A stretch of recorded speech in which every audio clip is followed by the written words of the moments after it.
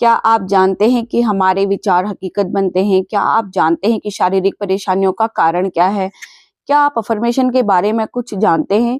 क्या आपने अक्सर लोगों से सुना है कि हमारी किस्मत खराब है या लोग बुरे हैं, लेकिन लुईसे कहती हैं कि अपनी हर परेशानी के हम खुद जिम्मेदार हैं।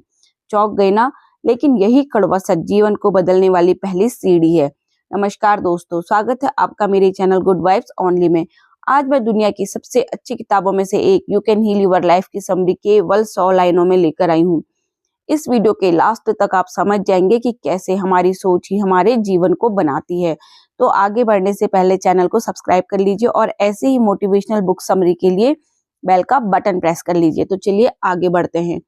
इस बुक की बुनियादी दर्शन की जो बातें हैं वे कहती हैं, अपनी हर परिस्थिति के लिए हम खुद जिम्मेदार हैं।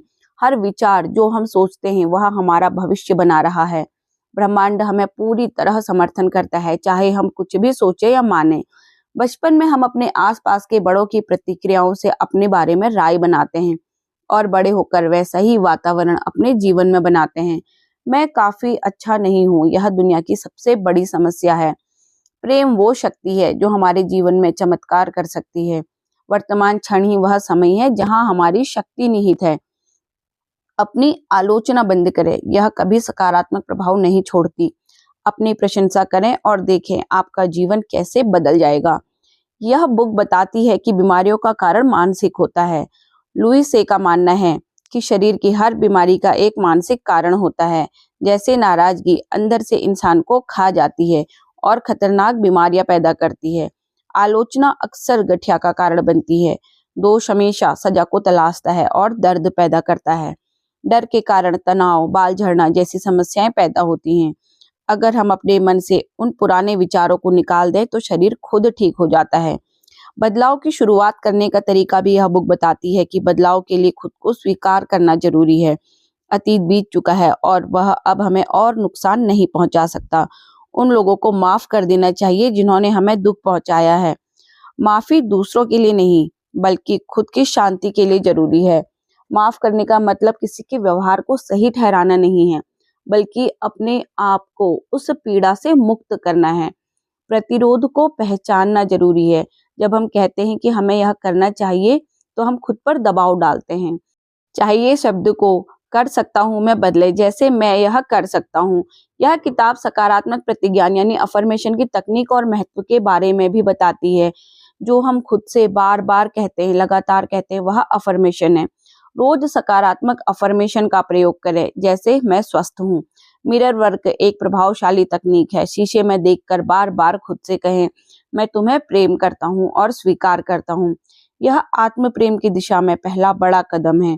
हर दिन की शुरुआत एक सकारात्मक विचार से करें। सोने से पहले दिन भर की अच्छी चीजों के लिए आभार व्यक्त करें। काम में सफलता के लिए लुईसे कहती हैं, अगर आप अपनी वर्तमान नौकरी से नफरत करते हैं तो आप कभी सफल नहीं हो सकते। अपनी वर्तमान नौकरी से प्रेम करें ताकि आप बेहतर अवसर की ओर बढ़ सकें। सहकर्मियों और बॉस के प्रति कड़वाहट न रखें। विश्वास करें कि आपके पास दुनिया को देने के लिए कुछ अनूठा है। समृद्धि केवल पैसे से नहीं बल्कि मानसिक स्थिति से आती है। यह मानना बंद करें कि पैसे कमाना मुश्किल है। ब्रह्मांड की आपूर्ति असीमित है और इसे स्वीकार करें। रिश्ते और प्रेम के संदर्भ में इस बुक से पता चलता है कि जब तक आप खुद से प्रेम नहीं करेंगे, कोई आपसे प्रेम नहीं कर पाएगा। रिश्तों में दूसरों को बदलने की कोशिश करना बेकार है। जब हम खुद को बदलते हैं तो दूसरे हमारे प्रति अपने आप बदल जाते हैं। प्रेम की तलाश बाहर करने के बजाय इसे अपने भीतर ढूंढें। अकेलेपन का डर आपको गलत रिश्ते में बांधे रखता है। मानसिक सफाई कितनी जरूरी है और इसका तरीका क्या है, यह भी आपको इस बुक से पता चलता है। लुईसे बताती हैं कि अपने विचारों को वैसे ही साफ करें जैसे अपने घर की सफाई करते हैं। उन पुराने विचारों को फेंक दें जो अब आपके काम के नहीं हैं। मैं बहुत बूढ़ा हूँ या मोटा हूँ जैसे सीमित विचार त्याग दें। खुद को दोष देना बंद करें और आपने जो सबसे अच्छा समझा अभी तक वही किया। अपने भीतर के बच्चे से जुड़े और उसे सुरक्षा का एहसास कराएं। स्वास्थ्य और शरीर के लिए जरूरी बातों में लुईसे कहती है, आपका शरीर हमेशा आपकी मन की बातें सुनता है। अपने शरीर के हर अंग को प्यार और सम्मान दें। उचित पोषण और व्यायाम भी आत्म प्रेम का हिस्सा है। बीमारी को कोसने की बजाय एक संदेश के रूप में देखें। तो अब चलते हैं इस पूरी बुक के निचोड़ की ओर। ये बुक बताती है कि हमारी सांस हमारे जीवन की शक्ति है, इसे गहराई से लें। मन को शांत करने के लिए ध्यान का सहारा लें। विजुअलाइजेशन का सहारा लेकर अपनी इच्छाओं को साकार करें। विश्वास रखें, आप सुरक्षित हैं और ब्रह्मांड आपका भला चाहता है। तुलना करना बंद कर दें, आपकी यात्रा अद्वितीय है। सफलता का अर्थ है खुद के साथ शांति से रहना। ईर्ष्या इस बात का संकेत है कि आप अपनी प्रचुरता पर विश्वास नहीं करते। दूसरों की सफलता पर खुश होने से अपनी सफलता के रास्ते खुलते हैं। आप वही आकर्षित करते हैं जो आप हैं, न कि वो जो आप चाहते हैं।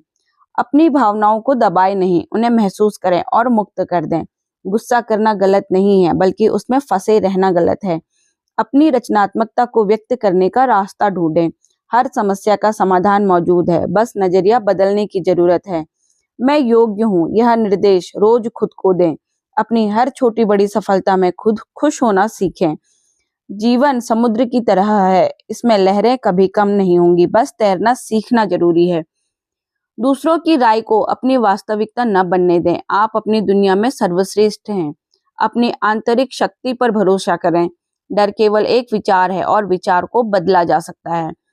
अपने कल को आज पर हावी ना होने दें। हर चुनौती को सीखने के अवसर के रूप में देखें। अपने शब्दों के प्रति सचेत रहें। कृतज्ञता प्रचुरता का दरवाजा खोलने वाली चाबी है। विश्वास करें, आप सही समय पर सही जगह में हैं। ब्रह्मांड कभी भी आपकी इच्छाओं के खिलाफ नहीं है। जो आपके पास है उसे प्रेम से संभालें। नए विचारों के लिए अपना मन खुला रखें। परिवर्तन विकास की निशानी है। खुद को माफ करना कठिन मगर सबसे जरूरी है। आपकी खुशी किसी और की जिम्मेदारी नहीं है। सबके शरीर में प्राकृतिक उपचारक शक्ति होती है।